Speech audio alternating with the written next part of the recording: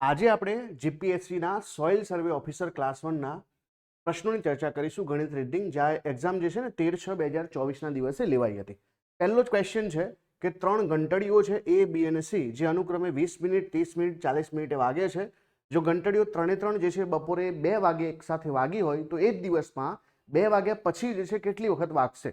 હવે આપણે જાણીએ છીએ આ બધામાં લસાનો કોન્સેપ્ટ હોય કે ભાઈ એક ઘંટડી જે છે 20 મિનિટ છે, બીજી ઘંટડી જે છે 30 મિનિટ છે અને ચોથી એટલે ત્રીજી ઘંટડી જે છે એ 40 મિનિટ છે. 20, 30 અને 40 આનો લસા કેટલો થશે ને? તો આનો લસા જે છે આપણે 120 થશે. તો 120 મિનિટ પછી જે છે એટલે કે 120 મિનિટને આપણે કલાકમાં ફેરવીએ તો 2 કલાક થાય. હવે જો 2 વાગે ઓલરેડી જે છે ઘંટડી વાગી હોય તો પછી 2 કલાક પછી એટલે કે 4 વાગે પહેલી વખત વાગશે, પછી 6 વાગે જે છે બીજી વખત વાગશે, 8 વાગે જે છે ત્રીજી વખત વાગશે અને 10 વાગે જે છે ચોથી વખત વાગશે. હવે ફરીથી વાગશે પાંચમી વખત તો ત્યારે 12 વાગી જશે, દિવસ બદલાઈ જશે અને એટલા માટે ટોટલ જે છે 2 વાગ્યા પછી 4 વખત આ ઘંટડી એક સાથે વાગશે. તો ઓપ્શન નંબર જે છે આપણો એ અહીંયા સાચો જવાબ બને છે. તો અહીંયા લસાનો જ કોન્સેપ્ટ હોય છે.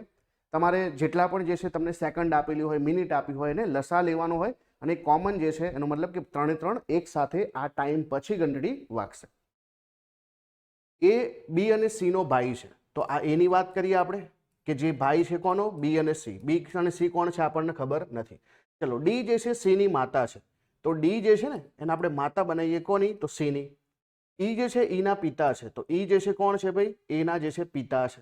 હવે આ જે છે બધા ભાઈ બહેન છે તો આ જે છે માતા પિતા થવાના. તો આમાંથી કયું વિધાન ખોટું હોઈ શકે? હવે જુઓ, ઈ જે છે બી ના પિતા છે, ઈ જે છે ને એ એના પિતા છે તો બી અને સી બધાના પિતા થાય તો સાચું છે. ડી જે છે એ એની માતા છે તો ઓબ્વિયસલી છે ડી એની માતા થશે. એ જે છે ડી નો દીકરો છે તો એ જે છે એ ડી નો દીકરો છે તો એ પણ સાચું છે. પરંતુ બી જે છે ઈનો દીકરો છે, બી જે છે ઈનો દીકરો છે કે દીકરી છે આપણને ખબર નથી. તો જો દીકરી હોય તો આ વિધાન ખોટું હોઈ શકે. એટલા માટે આપણો જવાબ શું આવશે? Option number B. કેમ કે આપણને જેન્ડર ખબર નથી કે એ જે છે દીકરો છે કે દીકરી. એનું કેવી રીતે ખબર છે? અહીંયા લખ્યું છે કે એ જે છે ભાઈ છે એટલા માટે એ જે છે દીકરો છે એવું ખબર છે. રીઝનિંગનો ક્વેશ્ચન છે કે અંગ્રેજી મૂળાક્ષર અક્ષરની તમને ગોઠવણી આપેલી છે અને આગળ કયો જે છે ક્રમ આવશે એવું તમારે શોધવાનું છે. તો પહેલા તો આપણને જે આપ્યા છે એની જ વાત કરીએ. એલ થી આપણે યુ જઈએ તો જે છે આપણે એક જ જે છે ગેપ નથી લેવાનો, બાજુનો જ જે છે લેવાનું છે. યુ પછી વાય લઈએ છે તો એક છોડવાનો છે. વાય થી આપણે ઈ જઈએ છે તો 2 છોડવાના છે. તો એનો મતલબ કે આગળ આપણે 3 છોડવાના હશે તો અહીંયા 3 છોડીશું તો ક્યુ આવશે અને ક્યુ કોઈ ઓપ્શનમાં છે? એક જ ઓપ્શનમાં છે તો ક્યુ એચ આપણો જવાબ છે. કેટલો સિમ્પલ દાખલો છે ને? ક્યુ એચ જે છે આપણો અહીંયા જવાબ છે. અંગ્રેજી મૂળાક્ષરો પ્રમાણે તમારે ડિક્શનરી પ્રમાણે ગોઠવવાનું છે અને મધ્યમાં આવતું નામ તમારે કહેવાનું છે. હવે 5 તમને જે છે શબ્દો આપેલા છે, મધ્યમાં આવે એટલે કે ત્રીજો ક્રમ આવે. હવે જુઓ, અહીંયા આરએવી છે, અહીંયા આરએવી છે, અહીંયા આરએવી છે, અહીંયા આરએવી છે, આ આરઓવી છે તો આ છેલ્લે આવશે, આ 5મા ક્રમે આવશે. તો ચલો એ તો કાઢી નાખીએ આપણે. બીજું કે અહીંયા આરએવી જે છે પછી આઈ છે, અહીંયા ઈ છે, અહીંયા આઈ છે, ઈ છે. એનો મતલબ કે પહેલા ઈ આવશે ને પછી આઈ આવશે એટલે કે આ પહેલો ક્રમ જે છે આમાંથી કોઈ આવી શકે, બીજો આવી શકે, બરાબર. હવે આપણે તો કેવા આવી શકે, આપણે તો આઈ વાળા શબ્દો પકડવાના છે એટલા માટે ઈ વાળા શબ્દો જે છે પહેલા અને બીજા ક્રમે આવશે. આ પહેલા તો આ બીજા તો ત્રીજો ક્રમ જે છે આ 2 શબ્દોમાંથી આવશે. તો આઈએન, આઈએન, ડી છે, ઈ છે અને આર છે. એનો મતલબ કે આ જે છે ઈ વાળો શબ્દ આપણો ત્રીજા ક્રમે આવશે. તો ત્રીજા ક્રમે જે છે કોણ આવશે? રવિન્દર. તો રવિન્દર જે છે એ આપણા જે છે બરાબર ત્રીજા ક્રમે આવશે. ઓપ્શન નંબર એ જે છે આપણો સાચો જવાબ બને છે. તો આ રીતે ડાયરેક્ટલી કરી શકાય. અહીંયા તમને એક જે છે શૃંખલા આપેલી છે અને અંગ્રેજી મૂળાક્ષર આગળ કયો આવશે શોધવાનું છે. એ પછી જે છે બી છોડીને સી છે, પાછું ફરીથી એ પછી બી છોડીને સી, ડી છોડીને ઈ છે, પછી એ પછી બી છોડીને સી, ડી છોડીને ઈ. તો એનો મતલબ કે અહીંયા એફ છોડીને જે છે જી આવવો જોઈએ. કેમ કે એક જે છે અક્ષર આખી શૃંખલામાં આગળ વધે છે. પહેલા એસી આપ્યું, પછી એસી ઈ આપ્યું, પછી એસી જી આપે તો જી જે છે આપણો આગળનો નેક્સ્ટ અક્ષર થઈ જાય તો જી આપણો સાચો જવાબ બને. આ દાખલાને આપણે 2 રીતે કરી શકીએ. એક તો જે છે સૌથી પહેલા આપણે ઓપ્શનથી કરી શકીએ. ઓપ્શન કેવી રીતે કરી શકીએ કે ભાઈ કોઈ એક પૂર્ણાંક સંખ્યાના વર્ગના 3 ગણામાં 4 ઉમેરવાથી તે પૂર્ણાંક સંખ્યાને 8 ગણી સંખ્યા મળે તો પૂર્ણાંક સંખ્યા શોધો. માનો કે 3 છે સંખ્યા તો 3 નો મારે શું કરવાનો છે? વર્ગ કરવાનો છે. તો 3 નો વર્ગ કેટલો થશે ભાઈ? 9 થશે. અને આના જે છે 3 ગણા કરવાના છે એટલે કે 27 અને એમાં 27માં 4 એડ કરવાના તો આ જે છે જવાબ કેટલો આવશે? 27 ની અંદર જે છે 3 ગણામાં 4 ઉમેરવાથી આ 4 ઉમેરીએ એટલે આપણે કેટલા આવે? 31 આવે. તો જે મૂળ સંખ્યા છે એટલે કે આપણી 3 સંખ્યા છે આના 8 ગણા તો 8 તરીને 24 થાય તો આ બંને બરાબર થયા ના, તો એનો મતલબ કે આ આપણો જવાબ નથી. ચલો બીજો ઓપ્શન લઈએ 2. તો 2 નો જે છે વર્ગ કરવાનો એટલે 4 અને આ જે છે વર્ગના 4 ગણા એટલે કે 12 થયા અને 12 માં 4 એડ કરીએ એટલે 16 થયા. તો 16 જે છે એ આ જ પૂર્ણાંક સંખ્યાના 8 ગણા, તો 2 ના 8 ગણા કેટલા થાય? 8 દુ 16 બરાબર થઈ ગયા. તો હા આપણો જવાબ જે છે અહીંયા 2 છે. એક રીત તો આ થઈ. હવે બીજી રીત જે છે કે જે આપણને આપેલું છે x ધારીને આપણે કરી શકીએ બરાબર. આ રીત પણ જે છે ક્યાંક કામ આવે. એક કોઈ સંખ્યા છે પૂર્ણાંક સંખ્યા x, આનો વર્ગ કરો, આના 3 ગણા કરો, આમાં 4 એડ કરો તો જે સંખ્યા છે x એના 8 ગણા થાય. બસ આને આપણે સોલ્વ કરવાના છે. 3x નો વર્ગ માઇનસ 8x વત્તા 4 બરાબર 0. અહીંયા જો 3 છે 4 છે, 4 તરીના જે છે 12 થાય છે બરાબર. તો હવે જે છે આપણે એને એવી રીતે ગોઠવવાના છે તો 6 દુ 12 થશે. તો 3x નો વર્ગ minus 6x minus 2x plus 4 બરાબર 0. બીજું કે અહીંયા જે છે 3x આપણે કોમન કાઢીશું તો x માઇનસ 2 થશે, અહીંયા માઇનસ કોમન થશે એટલે x માઇનસ 2 બરાબર 0. હવે જો એક સંખ્યા જે છે અહીંયા 3x માઇનસ 2 બરાબર 0 થશે એટલે કે x ની કિંમત જે છે 2/3 થશે, પણ પૂર્ણાંક સંખ્યા છે એનો મતલબ કે x ની વેલ્યુ અહીંયા ડાયરેક્ટલી જે છે 2 આવે છે. આ જે છે એક વેલ્યુ તો કેલ્ક્યુલેટ જ નહીં થાય, એટલા માટે આપણો જવાબ અહીંયા પણ જે છે 2 આવે છે. તો બે રીતે તમે કરી શકો છો. આ દાખલાને પણ આપણે બે રીતે કરી શકીએ. સૌથી પહેલા તો આપણને બે સંખ્યાનો ગુણોત્તર આપ્યો છે 5:9. હવે જ્યારે બંને સંખ્યામાં સરખા ઉમેરીએ છીએ, સાથ ઉમેરીએ છીએ તો ગુણોત્તર જે છે જે આવે છે 9, આ ગુણોત્તરનો ગેપ પણ સરખો હોવો જોઈએ. પણ અહીંયા તો જો 5:9 છે, 4 નો ગેપ છે, જ્યારે 3:5 માં અહીંયા કેટલાનો ગેપ છે? 2 નો ગેપ છે. તો આને પણ 4 નો ગેપ કરીએ તો આને ડબલ કરીએ તો આ થઈ જશે 6, આ થઈ જશે 10. તો થઈ ગયા ને ડબલ. એનો મતલબ કે આપણે જે છે 5:7 માં જે છે કંઈક ઉમેર્યા છે. કેટલા ઉમેર્યા છે? 7 ઉમેર્યા છે. તો આ જે છે 6:10 થયા છે. વધારો કેટલો થયો છે? 7 જે છે 1 યુનિટનો વધારો થયો છે. એનો મતલબ કે 1 યુનિટની વેલ્યુ 7 છે. તો અહીંયાથી ડાયરેક્ટલી મૂળ સંખ્યા શોધી શકાય. તો 5 ના 7 ગણા કરીએ આપણે તો અહીંયા જે છે 35 થઈ જશે અને 9 ના 7 ગણા કરીએ તો આ 63 થઈ જશે. તો 35 અને 63 આપણી મૂળ સંખ્યા છે. તો ડાયરેક્ટલી તમે ગેપ સરખો કરીને પણ આ કામ કરી શકો. અથવા તો બીજું એક કામ કરી શકાય કે તમે જે છે માની લો કે પહેલી સંખ્યા 5x છે અને બીજી સંખ્યા જે છે 9x છે બરાબર. એક સંખ્યા કેટલી છે ભાઈ? 5x છે અને બીજી સંખ્યા કેટલી છે? 9x છે. આ બંનેમાં તમે 7 એડ કરો છો તો તમારે નવો ગુણોત્તર 3:5 આવે છે. તો હવે તમે આ કામ કરો કે 5 5 25x થશે, 7 5 જે છે 35 થશે, 9 તરી 27x થશે અને 7 તરીના 21 થશે. હવે જુઓ કે આ જે 27 છે આ 25 છે તો અહીંયા 2x થઈ ગયા અને આ જે છે 35 માંથી તમે 21 બાદ કરશો એટલે અહીંયા 4 અને જે છે અહીંયા 14 થઈ ગયા. તો x ની કિંમત કેટલી મળી ભાઈ? x ની કિંમત તમને જે છે 7 મળી છે. x ની કિંમત 7 હોય તો 5x એટલે કે 7 5 35 અને આ x ની કિંમત 7 મળી તો 9 7 63. તો 35 અને 63 તમારા આન્સર આવી ગયા. તો આ પણ રીત કરી શકાય, આ પણ રીત કરી શકાય. તમને જે યોગ્ય લાગે તમે કરી શકો છો. જવાબ છે ઓપ્શન નંબર સી. એ જે છે b ના વ્યસ્ત પ્રમાણમાં છે તો આપણે આવું લખીએ ને a proportion to 1/b અને લખ્યું છે કે b જે છે c ના જે છે વ્યસ્ત પ્રમાણમાં છે. તો આપણને શું કહ્યું છે કે a અને c નો સંબંધ શોધવાનો છે. હવે માનો કે જે છે હું b ની જગ્યાએ જે છે c મૂકી દઉં તો શું થશે? તો b ની જગ્યાએ c મૂકવું હોય તો મારે જે છે બરાબર આવી રીતે લખવું પડે, 1/c લખવું પડે. આનો મતલબ થાય શું કે a જે છે પ્રોપોર્શનલ c અને છેદનો છેદ જે છે અંશ આવી જશે. આનો મતલબ શું થાય કે a c ના વ્યસ્ત પ્રમાણમાં છે? ના. એ જે છે c ના સમપ્રમાણમાં છે? તો હા બરાબર. એ અચળ છે? ના ભાઈ, અચળ તો કેવી રીતે કહી શકાય? અહીંયા પહેલા જ કીધું છે કે b ના જે છે વ્યસ્ત પ્રમાણમાં છે તો અચળ તો છે નહીં. તો અહીંયા આન્સર શું આવશે? આન્સર આવશે ઓપ્શન નંબર બી કે એ જે છે c ના વ્યસ્ત પ્રમાણમાં છે. પેલી કહેવત છે ને કે દુશ્મનનો દુશ્મન મિત્ર, તો અહીંયા પણ જો વ્યસ્તનો વ્યસ્ત જે છે સમપ્રમાણ થઈ ગયો છે. બહુ જ ખતરનાક દાખલો છે કે તમારે એક ફેક્ટરીમાં દર 6 કલાકે 3 સ્કૂટર બને છે. સોમવારથી શનિવાર 6 દિવસ આખો દિવસ અને રાત ફેક્ટરી ચાલે છે, રવિવારે અડધો દિવસ ફેક્ટરી ચાલે છે. ફેબ્રુઆરી 2024 દરમિયાન કેટલા સ્કૂટરનું ઉત્પાદન થયું હશે? આ સવાલ જો ઈઝી હોત જો ફેબ્રુઆરી 2024 સિવાય જે છે લીપ યર સિવાય પૂછ્યું હોત. લીપ યર છે એટલે આપણે શોધવું પડે કે ભાઈ 29 દિવસ હોય તો કયો એક દિવસ વધારે છે શોધવું પડે. બાકી તો 28 હોય તો બધા જે છે 4 વખત જ હોય ને, દિવસો 4 વખત હોય, 4 અઠવાડિયા હોય. એટલે અહીંયા તમારે સૌથી પહેલા શોધવું પડે કે 1 ફેબ્રુઆરી જે છે 2024 ના દિવસે કયો વાર હતો, જેથી કરીને આપણે કયો વાર વધારાનો છે એ શોધી શકીએ. તો પહેલા તો આને માટેની જે છે રીત છે કે ભાઈ મહિનાનો કોડ તારીખ 1 છે, મહિનાનો કોડ અહીંયા 3 આવશે. પછી જે છે 2024 2000નો કોડ જે છે 0 આવશે. 24ના કોડની વાત કરીએ તો 24 અને લીપ યરની વાત કરીએ તો 6 ચોક 24 6 આવશે અને 5 આપણે પ્લસ મૂકી દીધા, ભાગ્યા જે છે 7. તો અહીંયા જેટલા પણ નીકળી શકે આ 7 ચોક જે છે 7 તરી 21 થાય તો 21 થયા તો બાકીના 3 બચ્યા. હવે જુઓ અહીંયા જે છે આ 5 છે, આ 6 અને 1 7 તો નીકળી ગયા. આ 3 ને 3 6 અને 6 ને જે છે 5 કેટલા થશે 11, તો 11 ભાગ્યા 7 કરીએ તો આપણને જે છે 4 શેષ મળે છે, એટલે કે 4 દિવસ જે છે.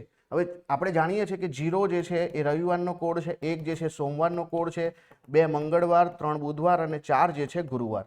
એનો મતલબ કે ગુરુવારથી શરૂ થશે મહિનો અને ગુરુવાર એક એક્સ્ટ્રા હશે, ગુરુવાર એક એક્સ્ટ્રા હશે. એનો મતલબ કે આપણે કયો દિવસ વધારે ગણવાનો છે, ચાલુ દિવસ વધારે ગણવાનો. ચલો હવે મૂળ રકમ પર આવીએ. આપણને કીધું છે કે 6 કલાકે 3 સ્કૂટર, તો 24 કલાકે જે છે કેટલા સ્કૂટર બનશે, અને 6 ચોક 24, તો 4 તરીના 12 સ્કૂટર બનશે. 12 સ્કૂટર જે છે 6 દિવસમાં, તો 12 છંગ જે છે કેટલા બનશે, 12 પંચા 60, 12 છંગ 72, 72 સ્કૂટર જે છે 6 દિવસમાં બનશે. અને સાથે રવિવારે 12 કલાકની અંદર કેટલા સ્કૂટર બનશે, 12 કલાકમાં 6 સ્કૂટર બનશે. તો અહીંયા જે છે જો 78 સ્કૂટર જે છે બને છે. આ 78 સ્કૂટર જે છે એ 4 અઠવાડિયામાં બનશે, અને બીજા એક દિવસની અંદર જે છે કેટલા સ્કૂટર બને છે, 12 સ્કૂટર બને છે. તો જો 8 ચોક 32 ના 2 વધી પડી 3, 7 ચોક 28, 28 ના 3 જે છે 31, 31 ને અહીંયા બીજા 12 એડ કરો, 4 થઈ ગયા, 2 થઈ ગયા અને 3, તો 324 આપણો જવાબ આવે. 324 આપણો જવાબ આવે. ઇન્ટરેસ્ટિંગ ક્વેશ્ચન છે કે મિસ્ટર એક્સ પાસે 5 રૂપિયાના 36 સિક્કાઓ છે. કેટલા રૂપિયાના? 5 રૂપિયાના 36 સિક્કાઓ છે. એનો મતલબ કે એમની પાસે જે છે ટોટલ રકમ કેટલી થઈ, તો 6 પંચા 30 અને 5 તરી 15 ને 3 18, 180 રૂપિયાની રકમ થઈ એમની પાસે. કેટલી? 180 રૂપિયાની રકમ છે. હવે તમારે એના બદલે જે છે 10 રૂપિયા, 20 રૂપિયા, 50 રૂપિયાની નોટોમાં કન્વર્ટ કરવાની છે. તો ઓછામાં ઓછી કેટલી નોટ જોઈએ? તો એનો મતલબ છે કે આપણે 10 રૂપિયા, 20 રૂપિયા, 50 રૂપિયામાં 180 રૂપિયાને કન્વર્ટ કરવાના છે. સૌથી ઓછી કરવી છે એટલે સૌથી મોંઘી નોટો લઈશું આપણે. તો પહેલા તો જે છે 50ની 3 નોટો લઈ લઈએ એટલે 150 રૂપિયા પૂરા થઈ ગયા આપણા. પછી આપણે 20 રૂપિયાની એક નોટ લઈ લઈએ એટલે અહીંયા જે છે બીજા 20 થઈ ગયા. હવે બચ્યા કેટલા? 10 રૂપિયા. તો 10 રૂપિયાની એક નોટ લઈ લઈએ એટલે 10 રૂપિયા પૂરા. તો આનો મતલબ કે 3 ને 1 4 ને 1 5, ઓછામાં ઓછી 5 નોટ જોઈએ. બાકી તમે 10 20ની લો તો વધારે થઈ જાય, એટલે 50થી ચાલુ કર્યું અને વધારથી ચાલુ કર્યું, પછી પાછા ઓછા પર ગયા. તો ટોટલ જે છે ઓછામાં ઓછી જે છે 5 નોટ જોઈએ. કેટલી ભાઈ? 5 નોટની જરૂર પડે. અહીંયા જુઓ કે કોઈ વસ્તુની વેચાણ કિંમત બમણી કરવામાં આવે તો પહેલા કરતા 4 ગણો નફો થાય. તો પ્રારંભિક કરારનો નફો શોધો. માનો કે કોઈ વસ્તુની જે છે અને મૂળ કિંમત જે છે કોસ્ટ પ્રાઇસ જે છે સીપી ધારી લઈએ, અને એક આપણી સેલિંગ પ્રાઇસ જે છે તો એસપી ધારી લઈએ. તો હવે નફો એટલે શું? Selling price minus cost price. તો આ જે છે આપણો કોઈ પ્રોફિટ છે પી. હવે માનો કે હું જે છે સેલિંગ પ્રાઇસને ડબલ કરી દઉં છું, ત્યારે મારો નફો જે છે એ 4 ગણો થઈ જાય છે. હવે જો અહીંયા એસપી જે છે એના બરાબર જે છે હું પી પ્લસ સીપી લખી શકું. તો આ એસપી ને જે છે બદલે અહીંયા પી પ્લસ સીપી લખી નાખીએ તો શું થાય? પી પ્લસ સીપી માઇનસ સીપી બરાબર 4p. અહીંયા શું થઈ જશે? 2p plus 2cp minus CP બરાબર 4p. આનો મતલબ સિમ્પલ છે કે સીપી બરાબર 4p માઇનસ 2p એટલે કે 2p. હવે આપણે બધા જાણીએ છીએ કે કોસ્ટ પ્રાઇસ મૂળ કિંમત હંમેશા આપણે 100 માનીએ છીએ. આનો મતલબ જે છે કે આની કિંમત પી ની કિંમત કેટલી થઈ જશે? 50. એટલે કે પહેલા જે છે પ્રારંભિક નફો કેટલો હતો? 50% નફો હતો. 100% જે છે કોસ્ટ પ્રાઇસ હોય તો નફો કેટલો થઈ જશે? 50% થઈ જશે. તો આવી રીતે પણ તમે કરી શકો. આની ઢગલો રીતો છે અલગ અલગ, બરાબર? તો કમેન્ટ કરજો તમે તમારી રીત કઈ છે. એક જેકેટની પડતર કિંમત અને વેચાણ કિંમત 32:39 ગુણોત્તરમાં છે. તો ટૂંકમાં અહીંયા જે છે પડતર કિંમત એટલે કે કોસ્ટ પ્રાઇસ અને બીજી તરફ સેલિંગ પ્રાઇસનો ગુણોત્તર તમને આપેલો છે કે 32 અને 39. બસ આ રેશિયો જ લેવાનો છે કે 32ની વસ્તુ તમે 39માં વેચો તો કેટલો નફો થાય. તો જો 32ની વસ્તુ જે છે 39માં વેચીએ તો આપણને કેટલો નફો થાય ભાઈ? તો અહીંયા જે છે બરાબર 32 ને 8 40 થાય, એટલે કે 7નો નફો થાય. અને અહીંયા જે 100 એ કેટલો? તો હવે જો અહીં 4 આપણે ભાગ ચલાવીએ તો 8 થશે, 4 ભાગ ચલાવીશું તો 25 થશે. તો 25 7 જે છે 175 અને 175 ભાગ્યા 8. તો પહેલા તો 8 દુ 16 થશે, 1 વધે છે, 15 આવે છે તો 8 એકા 8 ચાલશે, બરાબર? 15 જે છે એટલે 7, અને અહીંયા જે છે 70 થયા તો 88 64 થશે, 6 વધ્યા તો 8 7 56 થશે, 4 વધ્યા તો 8 5 40 થશે. તો આટલો જવાબ આવે 21.875. તો 21.875 આપણો પ્રોફિટ થાય. આ દાખલો આપણે મોડે મોડે કરી શકીએ કે પહેલી 70 બેકી સંખ્યાની મધ્યસ્થ કેટલો થાય. મધ્યસ્થનો મતલબ જે બિલકુલ મધ્યમાં હોય ને મધ્યસ્થ કહેવાય, બરાબર? મધ્યકનો મતલબ શું થાય? સરવાળો કરી અને પછી સંખ્યાઓ વડે ભાગીએ તો મધ્યક બને. આ તો મધ્યસ્થ છે વચ્ચે. તો બેકી સંખ્યાઓ એટલે 2 4 6 8 આવી કેટલી સંખ્યાઓ? 70. એનો મતલબ કે છેલ્લી સંખ્યા 140 હશે. તો વચ્ચે કઈ સંખ્યા હશે? બરાબર? હવે બેકી સંખ્યા હોય ને ત્યારે હંમેશા જે છે વચ્ચેની સંખ્યા જે છે, બરાબર, એ 140ના અડધા એટલે કે 70, અને 70 ને 71 અને 72, એટલે કે અહીંયા 70 અને 72 બિલકુલ વચ્ચે હશે. 70 અને 72 જે છે બિલકુલ વચ્ચે હશે. તો 70 સંખ્યાઓ છે, બેકી સંખ્યાઓનો, અને પાછી નંબર પણ બેકી સંખ્યાઓ છે, તો વચ્ચેની સંખ્યા કોઈ હોઈ ના શકે. પહેલા વચ્ચેની બે સંખ્યા હશે, એક 70 અને એક 72. સરવાળો કરી ભાગ્યા 2 કરીએ તો અહીંયા જવાબ શું આવશે? અહીંયા આવશે જવાબ 71. 71 જે છે આ સંખ્યાનો મધ્યસ્થ બનશે. કેટલો? 71.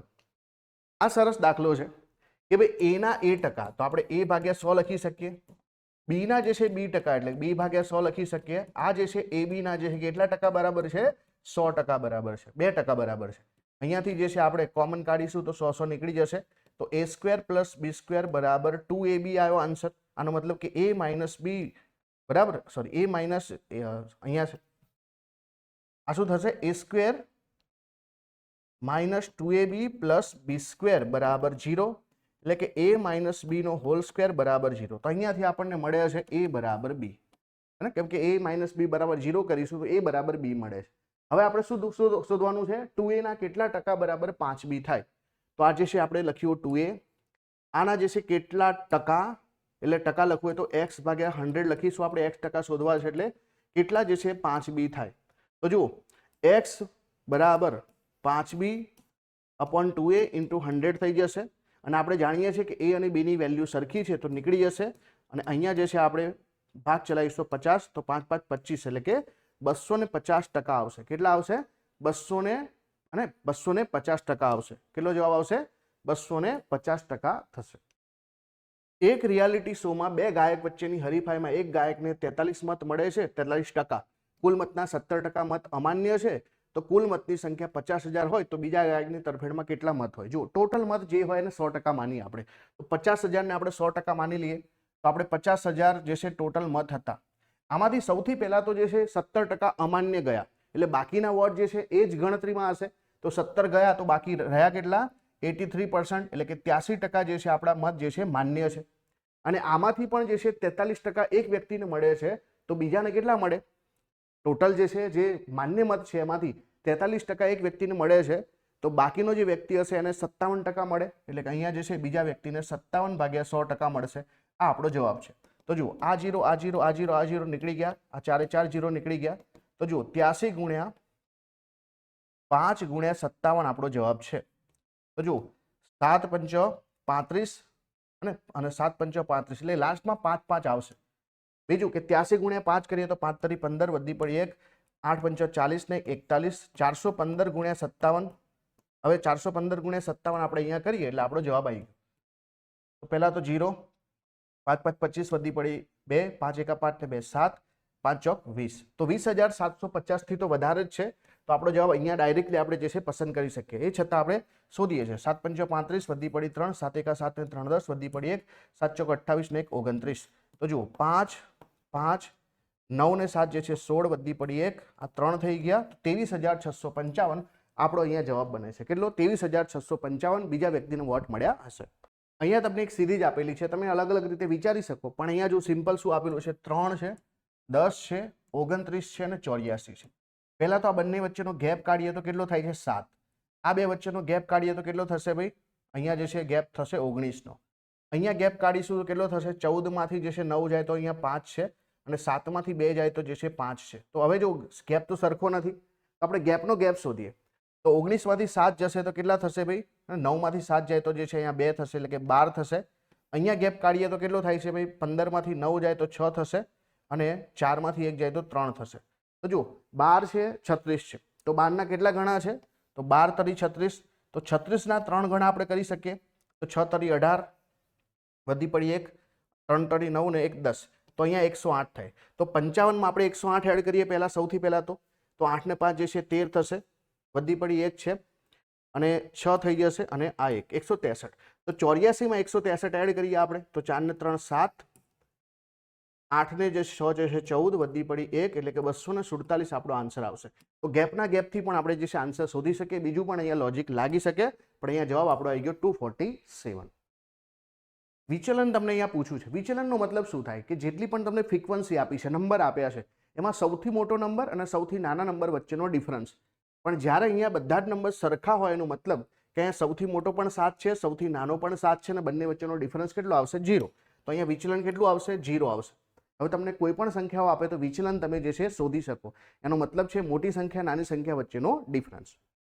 આ દાખલાના ઘણા સૂત્ર હોય છે, પણ આપણે સિમ્પલ રીતે કરીએ કે ચોક્કસ રકમ ઉપર 20% વાર્ષિક દરે 3 વર્ષ માટે સાદા વ્યાજ અને ચક્રવૃદ્ધિ વ્યાજનો ગુણોત્તર. સાદું વ્યાજ તો 3 વર્ષનું કેટલું થશે ભાઈ? 60% થશે. હવે આપણે ચક્રવૃદ્ધિ વ્યાજ શોધવાનું છે, તો સૌથી પહેલા તો પહેલા 2 વર્ષનું ચક્રવૃદ્ધિ વ્યાજ 20 + 20 જે છે 20 × 20 એટલે કે અહીંયા જે છે આપણને 44% મળશે ડાયરેક્ટલી. આ 44% અને 20%નું જે છે આપણે જે છે બરાબર શોધીએ તો આ બંનેનું જે છે અને કોમ્યુલેટિવ કેટલું થશે?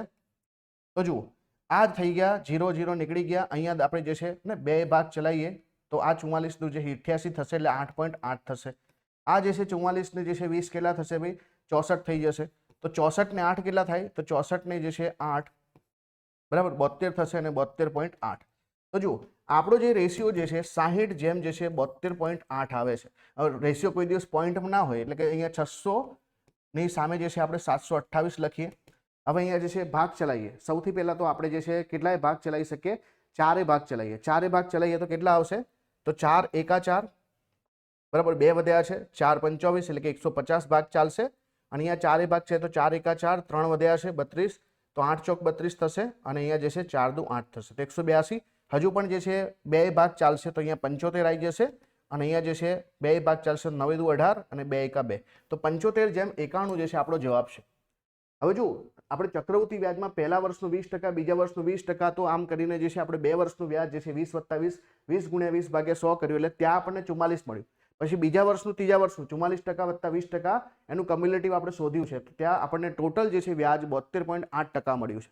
હવે વ્યાજનો ડિફરન્સનો ગુણોત્તર તમને આપેલો છે. વ્યાજનો જે છે ગુણોત્તર તો એક બાજુ 60% વ્યાજ મળે છે, બીજી બાજુ 72.8 મળે છે. બંનેનો રેશિયો આપણે શોધ્યો છે. તો આ પ્રમાણે આપણે રેશિયો આપણને ઓપ્શન નંબર એ મળે છે. આ સરસ મજાનો દાખલો છે તમને કે જો કોઈ એક અંક જે છે 2, 3 અને 5 બાજુમાં અંકિત કરેલા હોય તો કયું વિધાન જે છે સાચું ખરેખર સાચું હોઈ શકે. હવે જો કોઈ એક આંકડો છે આપણી પાસે 1. હવે આની આસપાસ મારે 2, 3, 5 ગોઠવવાના છે તો હું અલગ અલગ રીતે ગોઠવી શકું. અહીંયા 2 ગોઠવી શકું, અહીંયા 3 ગોઠવી શકું, અહીંયા જે છે 5 ગોઠવી શકું, અથવા તો બીજો એક ઓપ્શન છે મારી પાસે કે અહીંયા જે છે 2 આવશે, અહીંયા જે છે 5 આવશે અને એની સામે જે છે 3 આવી શકે. ક્લિયર છે? સમજમાં આવે છે? આ 2 જે છે પોસિબિલિટી તો હું કરી શકું. અહીંયા તો પહેલા તો લખ્યું છે કે અંક 2 જે છે અંક 5 ની બાજુની સપાટી પર આવે તો 2 અને 5 બાજુમાં આવે. અહીંયા તો સામસામે પણ આવી શકે એટલે જરૂર નથી કે આવે તો આ ખોટું છે. 2 અને 5 વિરુદ્ધ સપાટી પર આવે તો 2 અને 5 જે છે બરાબર એ બાજુમાં પણ આવી શકે એટલે આ ખોટું છે. એક અંક 4 ની વિરુદ્ધ સપાટી પર અંકિત થયેલો હોય. હવે તમે કેવી રીતે કહી શકો? માનો કે અહીંયા જે છે આ જગ્યા ખાલી છે તો હું અહીંયા 4 મૂકી શકું, અહીંયા પણ હું 4 મૂકી શકું, અહીંયા 6 પણ મૂકી શકું, 4 પણ મૂકી શકું.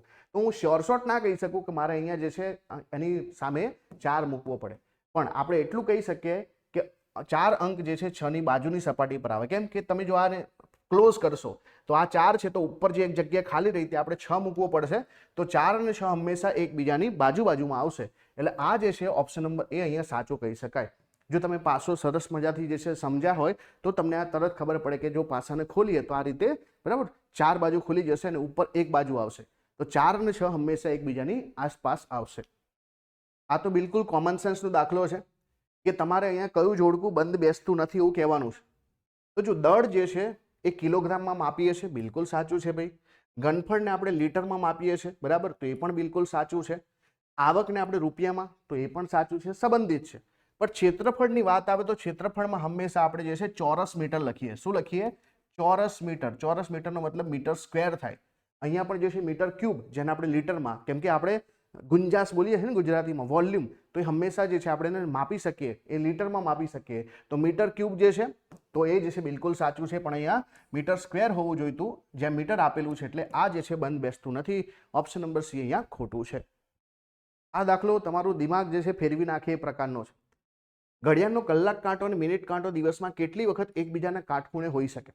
હવે આનાથી એક બીજો સવાલ પણ પૂછાય છે કે ભાઈ એક દિવસમાં જે છે કલાક કાંટો અને મિનિટ કાંટો એકબીજા સાથે જે છે કેટલી વખત મળે? એ જો ક્વેશ્ચન તમને આવડતું તો આ ક્વેશ્ચનનો આન્સર તમે આપી શકો. ત્યારે આપણે જોયું હતું કે 11 થી 12, 11 થી 1 ની વચ્ચે જે છે બરાબર એક જ વખત મળે અને એટલા માટે આપણે ત્યાં જે છે જવાબ શું લખતા હતા કે ભાઈ 12 કલાકમાં 11 વખત અને બીજા 12 કલાકમાં 11 વખત, ટોટલ 22 વખત જે છે કાંટા એકબીજાને મળે છે. પણ જ્યારે કાટખૂણાની વાત આવે તો શું થાય કે માનો કે જે છે અહીંયા આપણે એક કલાક કાંટો 12 ઉપર છે અને જે છે મિનિટ કાંટો જે છે 3 ઉપર છે, તો એવું પણ બની શકે કલાક કાંટો 12 ઉપર હોય ને મિનિટ કાંટો જે છે એ એનાથી વિરુદ્ધ 9 ઉપર હોય, તો એક કલાકની અંદર 2 પોસિબિલિટી બને અને એટલા માટે જે છે 11 કલાકમાં 22 પોસિબિલિટી બને અને આવા 24 કલાકની અંદર, કેમ કે એક કલાકમાં તો આવું બનતું નથી અને એટલા માટે જે છે ટોટલ 22 દુ 44 વખત આવું બને, બરાબર. તો 22 દુ જે છે 44 વખત આવી ઘટનાઓ બને. તમને પૂછે એકબીજાને કેટલી વખત મળે, તો 22 વખત. કાટખૂણો કેટલી વખત, તો એના ડબલ 44 વખત. આ બે વસ્તુ યાદ રાખવાની. કલાક કાંટો મિનિટ કાંટો એક સાથે ક્યારે મળે, આવા ટોટલ 24 કલાકમાં 22 વખત મળે અને કેટલી વખત કાટખૂણો થાય, તો એના ડબલ એટલે કે 44 વખત કાટખૂણો થાય. તો ઓપ્શન નંબર જે છે ડી અહીંયા આપણો જે છે સાચો, ઓપ્શન નંબર સી સાચો જવાબ બને છે. સરસ દાખલો છે કે 1 કરોડમાં તમારે 4 છોકરા અને 5 છોકરીઓને કેટલી રીતથી બેસાડી શકાય કે જેથી 2 છોકરાઓ કે 2 છોકરીઓ બાજુ બાજુમાં ના આવે. તો સૌથી પહેલા આપણે કોઈ એકને ગોઠવી દઈએ. માનો કે હું 1 2 3 4 5 6 7 8 અને 9 આ 9 જગ્યાઓ છે.